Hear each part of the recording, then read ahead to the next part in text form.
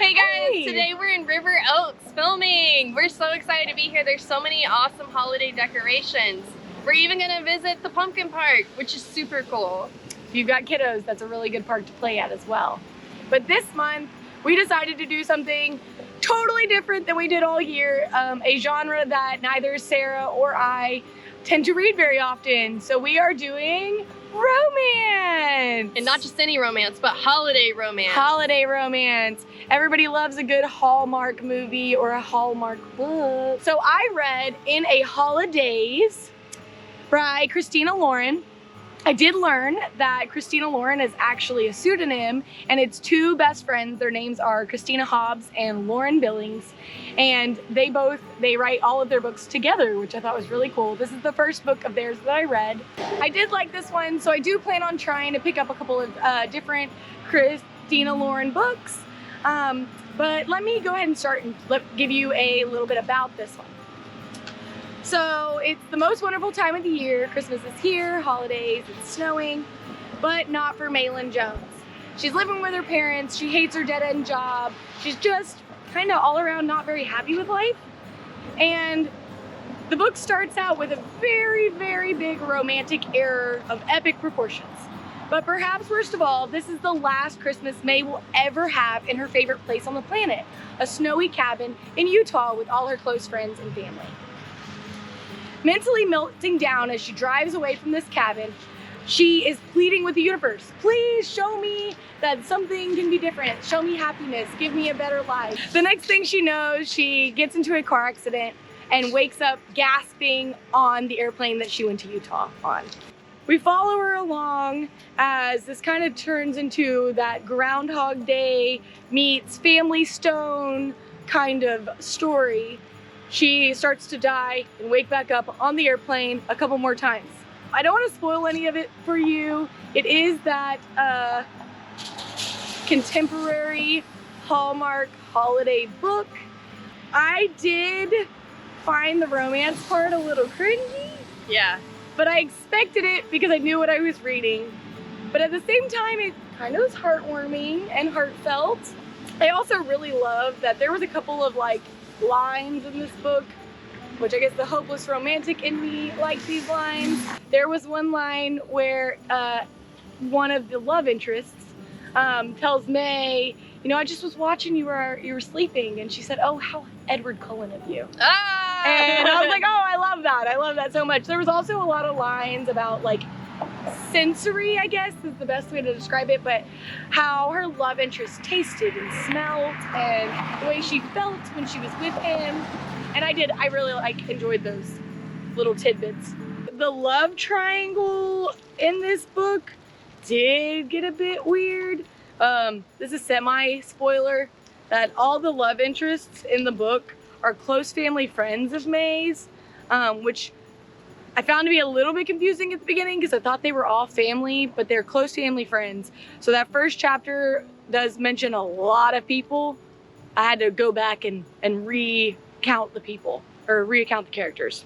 I do wish that they had followed the whole Groundhog's Day trope more than they did, because it was like they killed her once, she came back, they killed her again, she came back, and then after that, the timeline kind of stabilized and there wasn't another loop as there was for the first half of the book. So that was kind of odd. But at the same time, I did like that they showed a couple of her deaths and her restarts, so that you did get the idea of the Groundhog Day situation. If I were gonna rate this romance, I would probably put it between PG-13 and rated R, just because some of the scenes were a little spicy, a little steamy, but nothing that I hadn't read in YA novels in the past. I do think this was a pretty good Hallmark holiday, Hershey Kisses, cozy by the fire read. I would not have picked this up at any other time of year, and I probably wouldn't have picked up romance at all, but I did kind of like it. It wasn't terrible, and I definitely had in mind that it wouldn't be great. But it was good and it held my attention once I got into it. I definitely liked the way this was written. It was fluffy and made me feel good, and all of the like lovey-dovey stuff was to the extreme lovey-dovey. Very Hallmark movie. But all in all, it was good. I did like it. It was all right. And I would recommend it. I would recommend it. It was pretty decent. Switching genre, well, no, Same genre, different content. Yeah, definitely. I guess that's the best way to put it. So, I read by Carolyn Brown, Long Tall Cowboy Christmas. So Texas of you. Yeah, I was going for that Southern thing. So it's not my type of book, kind of like Taylor was saying about her book. But I went to a branch, I went to South Houston, and I was shelving there, and I saw one like this, and I was like, I didn't know that this content exists. So I decided that that's what I wanted to read this December, because I thought it'd be funny mostly. I'm not much of a Hallmark girl, but I kind of started watching those Christmas movies last season because... I mean, Chad Michael Murray makes me a Hallmark girl. I need to watch that one. So Holiday in Handcuffs is what got me, because it's ridiculous, and it's got Slater and Sabrina. Melissa Joan Hart. Yes, I and the guy who last plays year Slater. too. It's funny. But anyway, back to the books. I like cowboys and I like the holidays, so this is what I went with. This is the story of Nash, this gets complicated, an ex-captain in the Army. He moves to a place called Happy, Texas, which is a fictional, typical Texas small town, to his uncle's abandoned ranch. Not abandoned like ghosts, but like nobody lives there. So he's quiet and a hermit. He keeps to himself. He's kind of brooding, sort of like Edward Cullen. And he has he's got a smolder thing going, and he has PTSD from, I'm guessing they're talking about the Iraq War, because they just call it the war, and he isn't doing too great with that, but he is getting help. And then he meets Casey, who is literally the girl next door. Like, she lives at the ranch right next door to his ranch. She has 3 kids, and her husband actually died in the Iraq War. So this is where things get crazy. Nash falls off a ladder and gets amnesia and thinks he's married to Casey for reasons that are explained later, so I don't want to spoil it. But anyway, it gets wild. I thought his amnesia was gonna go on way longer than it actually does. It's very soap opera-y, but he came to pretty quickly, realizes, oh no, we are not married. But while he had amnesia, Casey and her kids moved in with him because someone needed to watch him, and they end up staying after, so that, you know, doctor's orders, so that they can make sure that he doesn't have an aneurysm or something, and that there's no complications. So, of course, they fall in love, like, immediately. Of course! This is a spoiler, but I'm gonna say it because if you're reading this book, you already know this kind of thing is coming. Yeah, when you read the romance, you know. He proposes to her by the end of the book, after a month of knowing her. And in my notes I wrote, and I was like, these people are insane.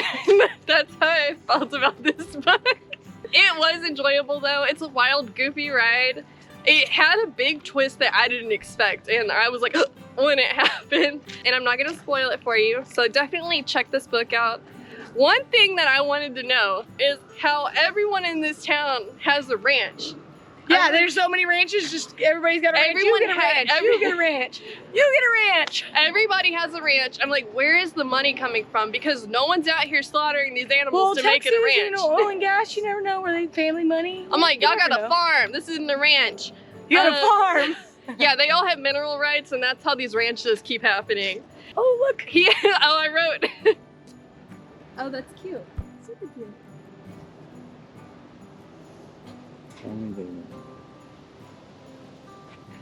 So in my notes I wrote, he has 5 sheep and she left her job at her ranch to come care for him. And his 5 sheep? His 5 sheep are what makes it a ranch. It was a lighthearted, fun read with a Christmas twist, and I really enjoyed it. This was definitely a different month for both of us. We both would not normally pick up a romance novel. No. We're much more into the murder, mysteries, and mental illness.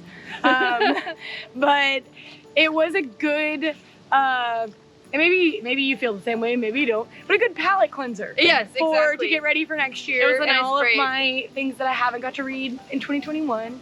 So it was a good way to end the year. You can't just be reading serious stuff all the time. Well, yeah, like I said, good palate cleanser. Got me ready for, you know, my TBR list for next year. And now I can't wait to move on to my next book. Yeah. All right, but you guys know, no shelf required. Bye. Have a good Happy New Year. Have a good Happy New Year.